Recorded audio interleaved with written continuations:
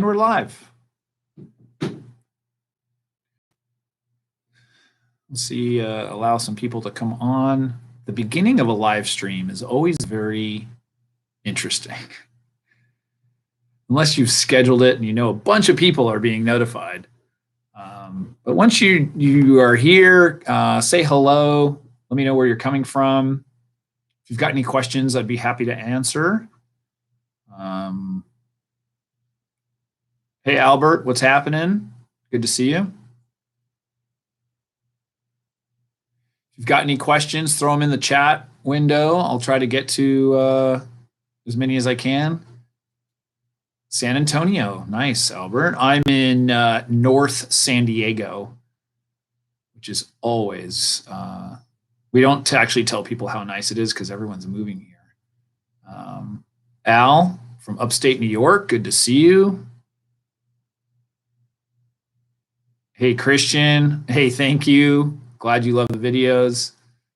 If you guys have any questions, feel free to throw them in there. Albert says, what are some tips to help my 18-month-old talking more? You know, I would suggest reading. Read to your child. And not even necessarily, I mean, you can do childish reading, but just read. Read every night, you know, just before you go to bed. Read 20 minutes, 15 minutes, however much the tolerance is. For some children, they love books. Others will not really take to it. But I would say reading is the best. And then also talking to them in a manner that isn't like a little baby.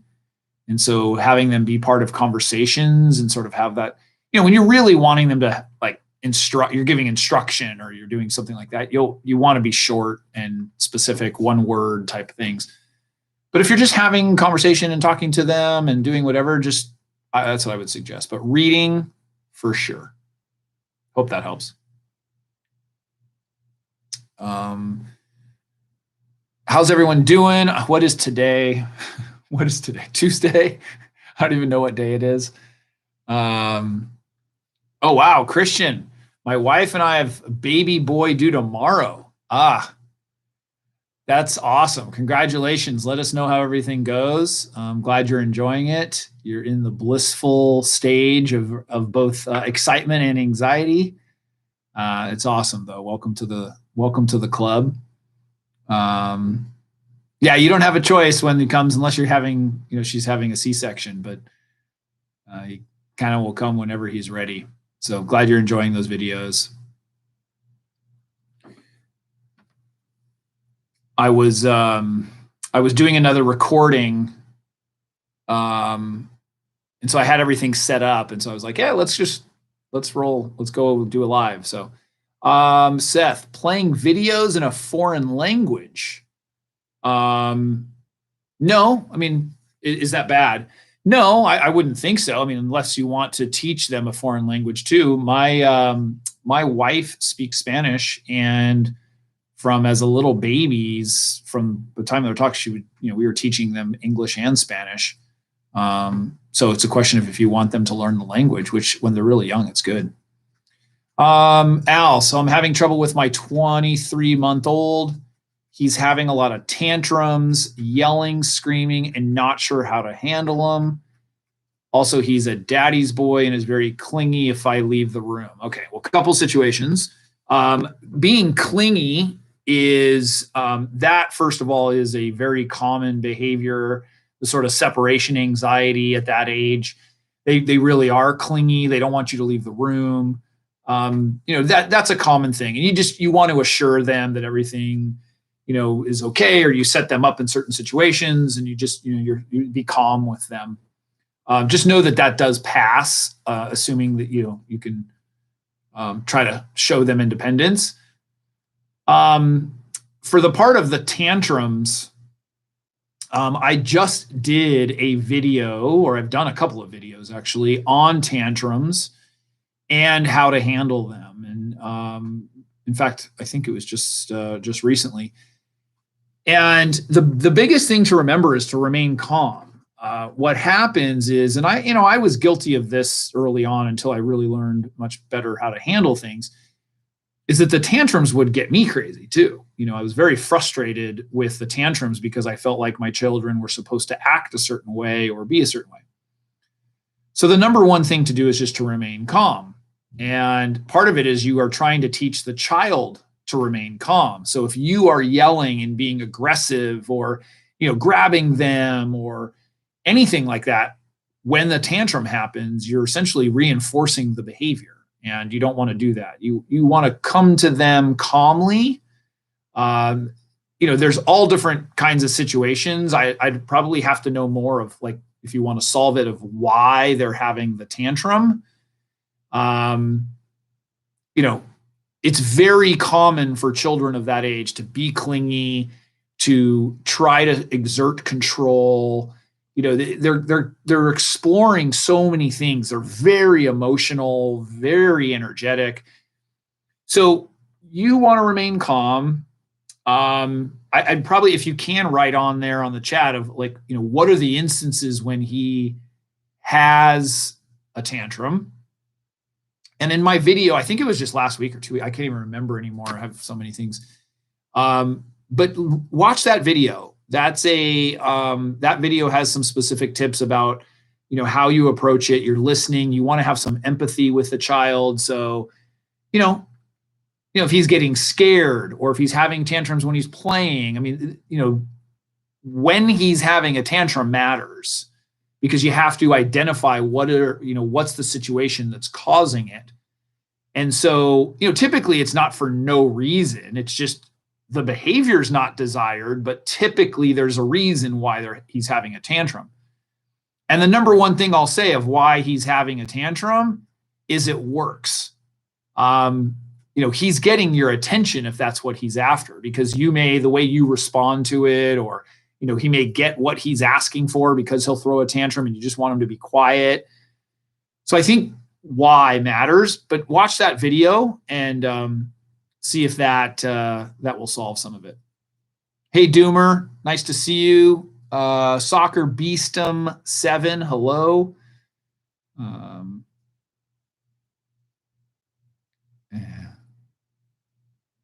So glad you guys are enjoying these. If you may have seen in my videos, I talk about my parenting program. I invite you all to check it out. You can go to the website, daduniversity.com, click on the parenting program and check it out. This is something that if you really want to have confidence in your parenting, you want to do this. I spent nearly a year developing this program, and it has everything from communication, the tantrums, the emotional connection, all of that.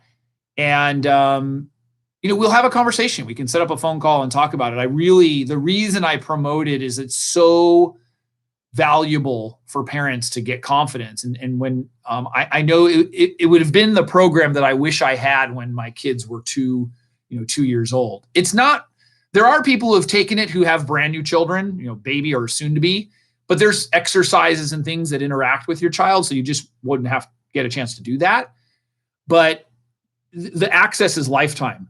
So, if your child is newborn, you take the program, you can come back and go through the curriculum at any time. So it's, it's something to check out. So go to the website, click on program, and set up a call, to do that.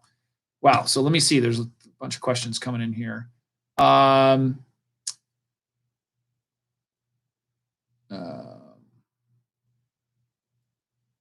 So this is a good question. Gabrielle, John, Ching. What tips do you have for navigating family members who have parenting styles we don't agree with? So that's a great question. There's a couple different scenarios of that. Let's say one of the parenting styles, it depends what the parenting style is. If it's authoritarian, meaning the person is really strict and, you don't like the child being around them, then, that's one thing. The other is obviously if they're very loose, they don't have any rules. I can tell you that a lot of times what happens is in-laws or parents, that they may have a different philosophy. One they had a different philosophy when you were growing up, or two, they are now grandparents. And so they're much more lax or much more relaxed about things, or sometimes not. What I will say is that, you can try to set some parameters, depends on your relationship with your parent or in-law. But it's difficult. And so sometimes it just means having them in short bursts at those people's house or, with them. And so that, you just kind of like, I know, for as an example, when my mother who was wonderful with children, but she had a much different thing about like food. She didn't care so much about the sugar and the candy as much with the kids, because it was like her time to give them a treat. And my kids didn't have that at all when they were young. I feel bad for them, but they didn't have any sugar. And so they would go over to grandma's house and be able to eat ice cream and whatever. And so I would have discussions with my mom about that, how I didn't appreciate that or I didn't like that, because she knew that I didn't like it. And she had said to me, and she said, if your kids have a memory, because she also ended up passing away of cancer, but she said, if your kids have a memory of coming to grandma's house and having an amazing time, and part of that is eating ice cream and having candy and such, allow them to have that memory. And as long as it's like not ridiculous, like, I got it and I understood that. And so, it became something where they looked forward to it and they knew they were going to have ice cream at grandma's. And it just became something that I had to like kind of understand. And I looked at it from my mom's perspective. So I think too, it depends on that. The other thing too, sometimes that happens is if you're relying on those people for something. So let's say they are watching your child and yet you still want your parenting style, like they're doing you a favor. You've got to balance that too. I mean, you then, find somebody else to watch your child who you're going to pay for if the parents or whoever the, relatives are watching the child. So I think it kind of depends, but you have to navigate that, pretty, especially in the beginning. You can have a conversation with them and you just say, hey, this is what I would appreciate. Is it possible that you could do this? Or what do you think we could do here? And then you have to judge it. I think for some people, they'll actually just not be around the family members, if they don't agree with how their parenting style is. So you got to kind of take that one lightly. But I will say that if it's your in-laws, let your wife handle that. And if it's your family, you handle that. Do not cross family lines. You do not deal with her parents, and she doesn't deal with your parents. That's very, very strict. You don't do that. Abdul Mateen, how do you find a balance in pushing your kids into new things and allowing them to find their own way? You don't push very hard. That's the thing. The things that your children will like, dislike, and such. I think you can introduce things to kids all the time. You can introduce music and sports and reading and, all kinds of interests, and you see what they take. But pushing a child, I'm hesitant even to use that word. I don't, like the children, you want them to do music. And so you push them to lessons. They hate the music. They hate doing it. They hate practice. I don't know. There's some arguments against that. There's one thing about starting something and finishing it, but at the same time, like life's too short to be doing things that you don't want to do. And, even as a child, like being pushed into something sucks. Like I don't want to be pushed into as an adult. Why do we want to be pushed in as a child? So I think I think that's a hard balance to find. I don't know that there is a balance. I think it's just you introduce a couple of things and you see how they, react to them. Jasir, I'm not sure if I'm pronouncing it right. I apologize, Velez. I'm 19 and my son's about to be born in a month. What's one major tip you can give me? Unconditional love. That's a tip. Love that child no matter what they look like, no matter what they become, no matter how they behave, doesn't matter. You love that child for who they are and because they are your child. That's it. That child should know that you love them, and express it as much as you can in many ways by, physical affection, speaking to them, everything. And even when they do something that is wrong or inappropriate or such. And, my son, it's funny, it's interesting. We were having dinner last night and my son had said something about, and he's 12, had said something, and he knows, he's been brought up with all this stuff, but he was talking about like appearance and like really like rough, not rough, but like things like, for a younger child, like piercings and tattoos and like the way they wear their clothes and all this stuff. And he goes, if I showed up like that, what would you do? Would you disown me? And I looked at him and I said, do you think that I would ever disown you for any reason? I would not. I said, you could even do something illegal and I'm not disowning you. Now, doesn't mean that I am approving or I like what you're doing, but I will love you no matter what. My love is unconditional. It doesn't matter what you do, how you dress, what you look like, the music you listen to, the grades that you get. I don't care about that as it relates to my love. My love is unconditional. And so I think that's the one tip I would give. I think we need to be more unconditional with our love rather than really judging our children and even our spouses and everything else and we do this with people. We do it with our friends and family as well. Like, we judge them based on some things that they do and what they don't do and what they believe and such. And it's like, everybody has a right to those things. And so I think if we loved people unconditionally, this world would be a lot better off. So that's my sermon for the day.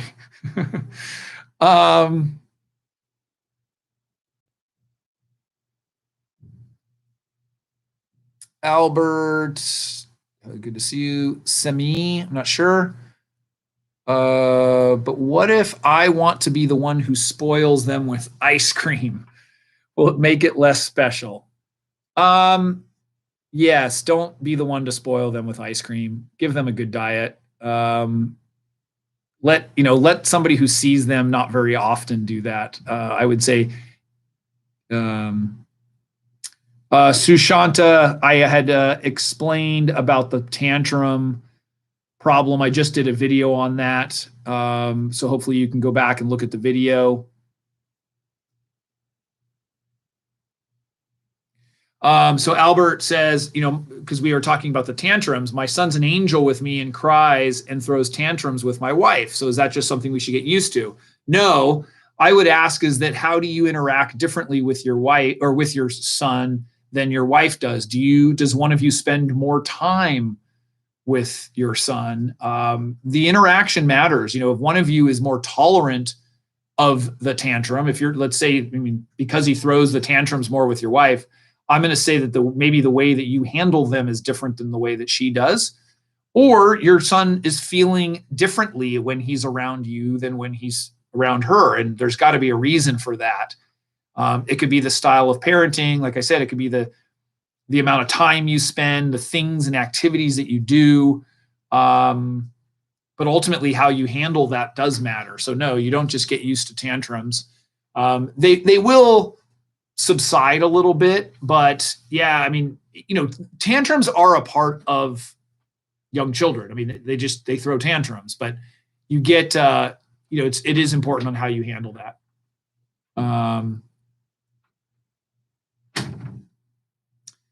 Tristan, congratulations. It's funny. A lot of people will watch the videos and log on right as they're having the baby. Brian as well. Any tips or suggestions on what to bring? Any advice appreciated? Kind of nervous. Yeah, it's going to be okay. Just enjoy the moment. Try not to worry about what could happen and what's not happening and such. The birth and all of that is a whirlwind. I remember some things because we took pictures and some video. But it's really just trying to be there for your wife. And, your role is as support. So you're the champion that, if she needs something, you get it. If you need the nurse, you go get it. If you need the doctor, you get it. she's the one with the tough gig here. And, I have a couple videos about, being in labor and what to do in the delivery room. And it's really about being supportive for her and try to be empathetic too. Try to look at it from your wife's perspective that, she's going through a lot physically, emotionally, mentally. It's a lot. And so you're just there. You're there for support. You let her know that you're there, whatever she needs. And just and try to relax and try to enjoy the moment and not to worry about what you're going to do and how you're going to do this. It'll be okay.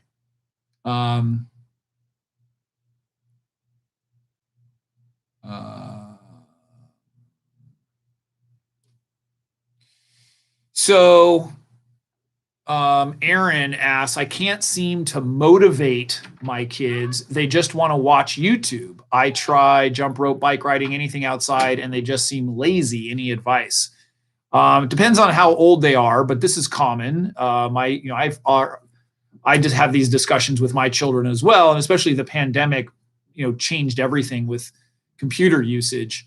I would start with, depends on their age, but I would start with limiting the amount of usage that they have. Eventually you want them to be able to monitor it themselves, but you can, utilize that and sort of trade off and saying like, okay, hey, listen, today you're going to get an hour of screen time or 2 hours, whatever you feel comfortable with. Less is better. When do you want to use that? And do you want to use, some of it now and some of it later? And, here we're going to do some active things as well. And it really is about teaching children, call it balance or harmony. It's the same thing with food. One of the things that we have tried to teach our children is like good food before bad. So it's not that you can't have bad food. It's that you need to have good food if you're going to have bad food. And it's the same kind of thing with being active. So our children exercise in the morning, which gives me a better feeling and they feel better about it, that they can then be a little bit lazier because they've done something active. And in fact, just the other day, I said to my son, he was on, Xbox or something. And I said, hey, it's probably enough time, don't you think? And he's like, yeah, in a minute. He's like, but I went outside for a couple of hours and was playing. So like part of me is okay with that answer because he understands that he has to have both. And granted, he's a little bit older. You said yours are 7 and 3. He's understanding now, he's 12. He's understanding that it's like, okay, if I'm going to sit down and do nothing for a long period of time, I should probably at least go out and play too because of that balance. And it's the same thing with food. It's the same thing with anything of, sort of overindulgence, but they have those times and it's difficult. So, at 7 and 3, they're not able to regulate themselves. So I think you need to limit the time. There are devices, you can do it through your phone, you can do all kinds of stuff to limit the amount of time that they can use something. Or you can also say, hey, fine, YouTube is, this amount of time. If you are willing, if you want to be on your computer and you want to like read, play some sort of educational game or, whatever you feel is okay, then they can have an extra hour or two,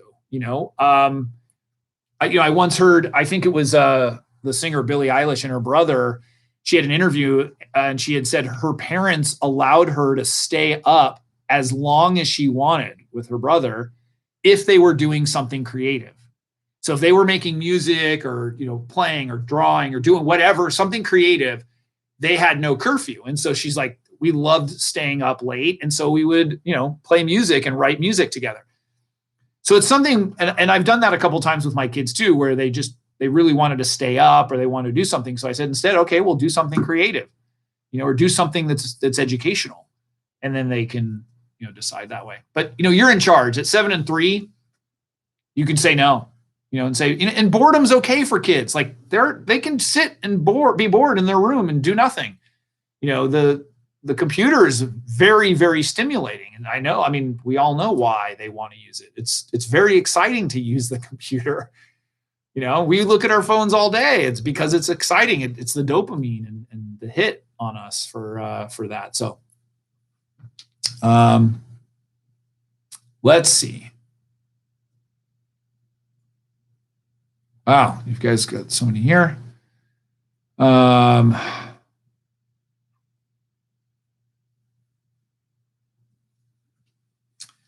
uh, is it semi or semi?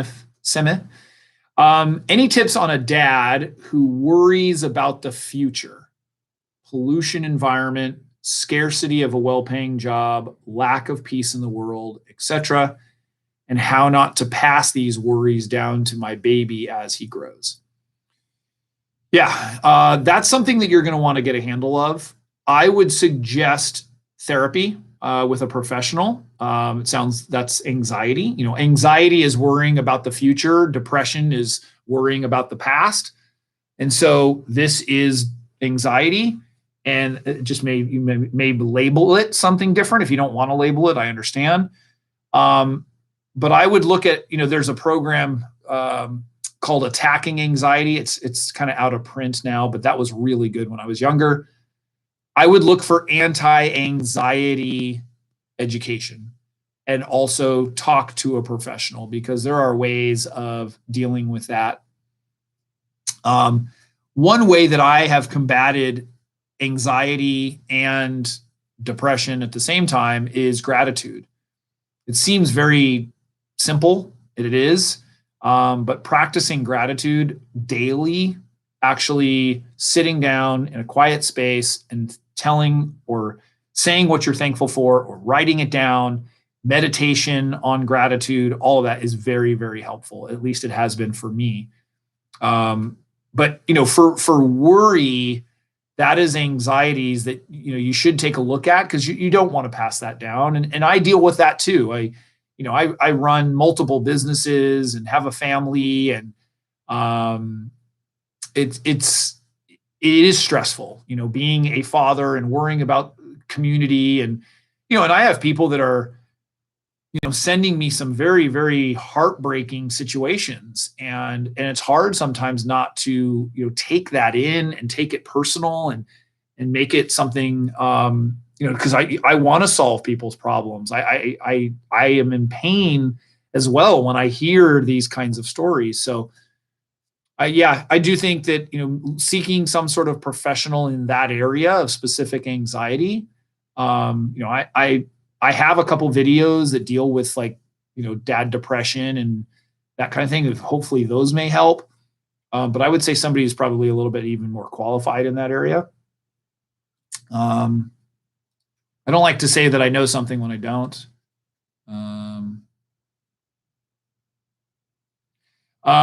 So Mike, my toddler is a very fussy eater. Well, I actually just recorded that video right before I came on here. It will be up in a day or two. So it actually deals with a toddler not eating, but I can give you some information. Most kids are fussy in some manner. Kids just don't. Kids just don't all of a sudden just eat everything. I mean, some kids do, but toddlers are often fussy. And so one of the ways, there's a couple things you can do. One is be calm. Don't get upset when they're a fussy eater, because you don't want to make things more, have more anxiety for the child. Such, do not punish them. Give them choices, and as an example, if you're going to do pasta, you could say, hey, do you want butter or, red sauce? They're having pasta either way, but you give them options. And sometimes for toddlers, they like to feel like they're in control. Sometimes it can be a texture thing where they don't like the texture of the food. So let them touch the food. We're often so strict. Let them touch it and play with it a little bit. As long as, you're in the privacy of your own home, it's fine. Let them do that. And another is actually having them help prepare it. So, have them going to the store with you and picking out the vegetables or picking out the food, and then coming home and have them help you, grab the pot or, mix things up. And, you want food to be a positive experience. Food shouldn't be connected to anxiety, punishment, anger, those emotions. It's like food's supposed to be enjoyable. It's supposed to be something where we all sit down and we talk and we have a good time. So you want to keep that in mind, that, if they're a fussy eater, and the other thing too is children are sometimes fussy eaters because they're not hungry. Toddlers aren't as hungry as they may have been as they were a baby. And I talk about this in the video coming out in a day or two. Toddlers just aren't that hungry often. And so they may skip a meal, and then they'll make up for it the next day. I would look at it, like, part of what I talk about is look at it from like a week perspective or a couple of days perspective rather than just that day. But if they're picky, you say, okay, we'll try again later. Don't eat then. That's fine. I don't play short order cook. My wife and I never did.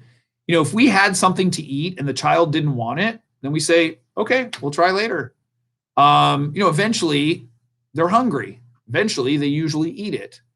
But some kids do have difficulties with certain textures and tastes and things. And so I think I'm not a believer that right away you just give them the food that they'll eat. And many parents will say, oh, well, I'm just happy they're getting some nutrition. I get it. But I think as parents, we give up too easily. They say that it takes 10 to 15 times on average for you to offer something for them to then try it. So, if they don't want it, you say, okay, we'll try again next time, and give them one little piece of something that they're going to try something new. Don't like put a whole bunch of stuff on their plate. You just give them one little piece. For those of you joining us too, I do want to let you know, if you have a toddler aged child, you're in the perfect situation for my course and my parenting program. And I say that because you have very, very specific needs when you start to parent. When the child is a baby, you're worried about diapers and feeding and, sleeping and that kind of stuff. It's not until they get to like the toddler stage where you start worrying about parenting. And that's how you communicate with your toddler. It's how the toddler tantrums. It's all of these things. And so my course and my parenting program, that's what we deal with. It gives you confidence to know exactly what to say and what to do in those situations. So if you want more information, you want to set up a call, I'm happy to do that. We can talk about it, see if it's a good fit for you. It's not a high pressure sales or anything. It's just to figure out if you're a good fit with the issues that you want to face and how to solve them. And so you can go to the website, go to daduniversity.com, click on program, and fill out the form there, and we'll get back to you. But so, hey, Hassan, I think you just joined us, and you said 20-month-old won't eat anything. He'll only play either food. Any tips? I just mentioned all that stuff. I just went over that, but I will say I'm coming out with a video either tomorrow, we're editing it right now, tomorrow or the next day, which today is Tuesday, May 4th. So it'll be tomorrow or the next day, that talks specifically about kids that refuse to eat. So we'll do that. Eddie, going to be a teen dad to a beautiful girl. Congratulations. Kyle, awesome. Glad you're learning a bunch. Geronimo, what is a good age to talk to my kid about sex? From very early on, it's good to talk about things related to sex. So you may talk about body parts and be honest with the wording and the names, and you don't have to call them funny things and weird things. And then if your child isn't asking questions, meaning following up, like if you're talking about something and then you mention something and they don't ask a question, then you don't necessarily have to just tell them that information. What happens is like, I know my kids probably around like 8, 9, 10 or so, they started asking more questions. And my wife is a nurse. She's very open as far as communication, as it relates to sex and information and such. And so from very early on, there were conversations had. Now, the detail of it is up for discussion, but they may ask about body parts, they may ask about acts of things and the way that things work. I don't think you need to tell them more information than they need. And you also don't need to tell them, like a ton of detail unless they're asking more questions. And so I think you should, you can breach that subject and you could say, hey, listen, do you know about this, that a man does this or a woman does, and is that something that you are interested in knowing? And sometimes they'll be like, no, I don't want to know that.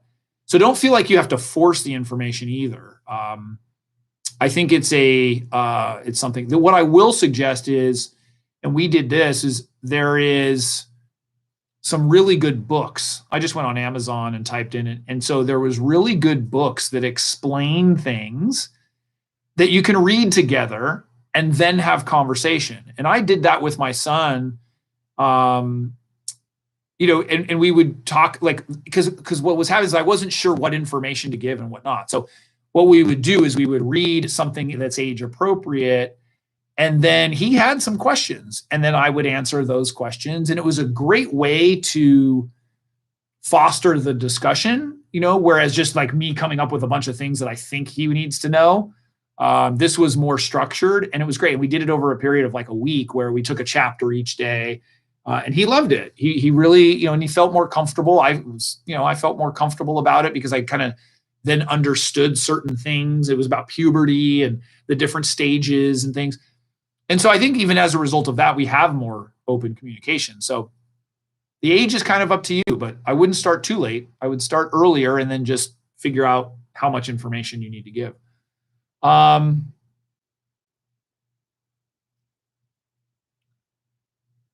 Andy says, son's obsessed with numbers.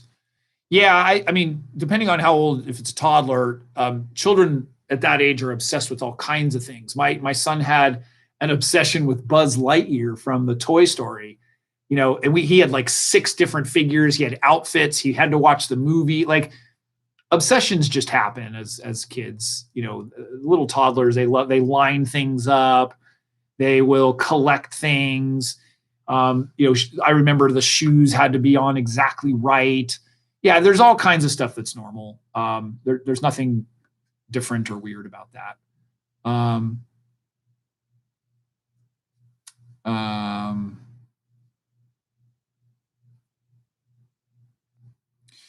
So SH, this is an interesting one. Hi there, I'm 18, girlfriend's pregnant. I have a lot of aspirations and I've come so far in my career. How can I balance this with a kid as I want to be devoted to family, but don't want to lose motivation? I don't think you will lose motivation because the children obviously can help motivate you.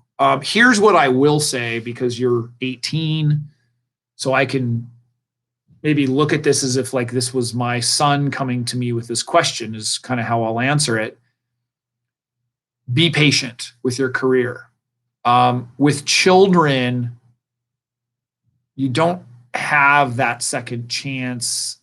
The early years are very, very important, and your presence, physical, mental, and emotional presence, is very valuable to the child. So you being there and being a devoted family person is important. Now, I understand aspirations. I've been an entrepreneur my whole life. In the middle of our son being born, I was starting a new company. It is not easy. In fact, I have a video you can look on my channel. It's called like being a dad and an entrepreneur, or being a dad entrepreneur, because I did both. My suggestion when you are 18, although it may not feel like it, you have a long time in your career. I mean, I'm 47, and I'm doing a new thing with this Dad University. Like I didn't do this 10 years ago. I had spent 20 years in a certain career doing optimization and marketing and such. So you have time. And so, from 18 to 25 or whatever, it's important that, yeah, sure, you want to make money for your family and be there. But I will say at that age, meaning the children's age, it's so, so crucial because that's when you establish all of these early things. And so if you've established a great relationship, you've put in time with your child, they're going to be better off as they get older. So I think, there's always time for the career. There is not always time to go back and be a parent. And you don't want to miss that. And so at least that's my opinion. Some others might feel differently. The other is that your girlfriend, and the support there, or if you have family around you and the support, but the child does need you. The child needs a father influence and a father presence. There's so much value that comes from that. And I think it's pertinent because I think a lot of men, young men, feel that way that you do. And as a result, don't spend the kind of time and the effort that they could. And as a result, our children, I think, suffer from that. And so that's just my personal opinion. I think it's very valuable. I don't want you to not have aspirations. I don't think you'll lose motivation.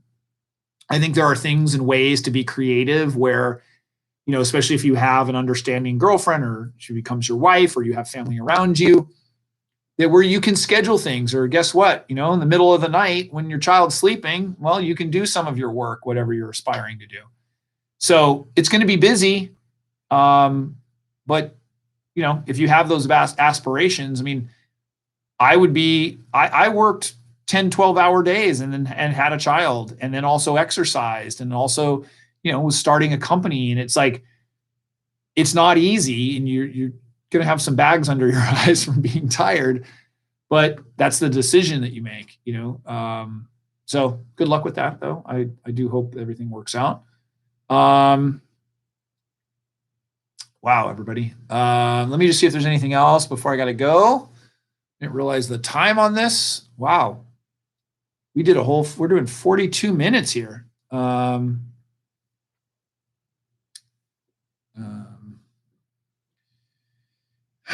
Yeah, I understand, SH. Not having a father figure and not having somebody to kind of guide you in that way can be tough. And yeah, if another question comes up, feel free to email me. You can go through the website, just email info@daduniversity.com. Send me an email and I'll try to make sure I get to it. Just put that you were the one on, on chat and I'll try to get to that. Joshua, my 2.5-year-old daughter has been having a hard time at daycare drop off. Any tips? Might suggest going through the exercise and doing pretend, and asking her, what is it that she has a hard time with, if she can articulate it. But I'm guessing is just separation anxiety. She just isn't feeling comfortable. So one of the things that you could do is talk to the daycare teacher or the person in charge. This was something that we dealt with, that very experienced daycare people do this and will know this, is that they just take the child who's screaming and crying, and then they go introduce them to something else, and they sort of redirect their attention. And when you're not in sight, the child is fine. And so the drop off can be pretty difficult. And so, you want to comfort them and say, hey, you know what, I'll be here. I'll pick you up at this time. It's going to be awesome. You're going to have fun. But you don't want it to linger too long. But you also might want to have that communication with the teacher to say, hey, listen, I'm going to be dropping her off. I'm going to give her a hug. Maybe you practice it and you say, okay, we do 1, 2, 3, big hug. And then she goes in. And maybe you could practice that with some stuffed animals, or kind of walk through those scenarios over and over and over again and say, hey, when we go through drop off, here's what we're going to do. We're going to go 1, 2, 3, hug, and then go. So some of it just takes practice. Some of it takes, the child just feeling comfortable. But I think ultimately with daycares and things like that, it's really the responsibility of the people there to make the child to comfort the child and let them know and say, hey, listen, come here, we've got this for you, and redirect their behavior, because the child's probably fine once you're not there and you're not seen. So, Gabrielle, John, when will I be doing this again? Well, hopefully soon. If people like this, you guys let me know. It's I don't know. I kind of do it whenever I can. I wasn't sure about doing a regular one just because it's hard, the timing. Mike asks, what's the best way to combat the self-doubt of feeling like you aren't doing a good job being a father? I know I'm doing everything I can, but some days it's just very difficult. It is very difficult. What I will say too, what we often do is that by having the doubt, I might say this for myself, but like by having the doubt, we sort of justify the things that we aren't doing. So what I do often say is especially if you are working and or you're married or you're in a relationship and you're a father, you can't be perfect at all of them all the time. You can be a great father one day, and you spend a ton of time with your kid, but you didn't get any work done, or you're staying late at work and you're working an extra shift, or you're doing something, but you know what? You didn't have dinner with your family. You can't be good in all areas all the time. So I call it, it's work-life harmony. And some are really, really, and maybe even, and add partner, to your significant other. You add sibling, if you have siblings that you're close to, or you have son or daughter, that you add. It is impossible to be perfect at every role all the time. And so you kind of know when you're maybe, slipping a little bit. And I know that too. And even with my children, I will check in with them now that they're a little bit older and say like, hey, are you wanting to spend some time? Or do you feel like, we need to do something? And sometimes they're like, yeah, that'd be cool. Hey, maybe this weekend we can do this. Or, or hey, I'll say like, hey, I was thinking of, maybe we can, do this on Saturday. And sometimes they're like, oh yeah, that would be great. And other times like, nah, I got plans. They're not concerned about the time that we're spending together. So sometimes it's just self-induced because you feel like you should just always be spending time and doing it. But it's okay that you don't. Quality of time is better than quantity of time. Remember that. So when you are with them, just make sure you're present, you're there, you are active and involved, and off your phone. And then the time that you're not there, do what you need to do. And I think they'll benefit from you being they'll benefit from you being present and doing that. So I think that that's important. Let's see. Oh, what's this? Heath, my wife and I are going to have a daughter in June, July. Our first child, and a little nervous. Understood. Excited too, but are there advice or videos to watch for the hospital and after hospital? Any other dad tips? Yes. So I've got a couple videos. You can email me if you want, info@daduniversity.com, and I can send the actual links. But you could go to the channel and then just type in and search it within the channel. There's a couple pregnancy videos. There's actually it's actually gaining some popularity right now. I'm not sure why specifically, but what to do when you bring the child home from the hospital. It's actually a thing. There's another one that's what to do while you're in labor, or like in the labor delivery room. So yes, all of those are there. You just need to search and do that. If there's specific things you need, just email me and I'll try to email you back the links. But that's something we've covered quite a bit on in many occasions. And so any of those pregnancy, the email is info@daduniversity.com, and just put your name on there that you were the one on the chat, and that'll work. Let me see here. Okay.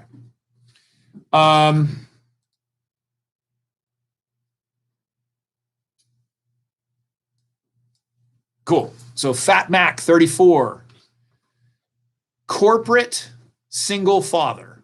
Fat Mac, can you be more specific on why you're calling yourself corporate?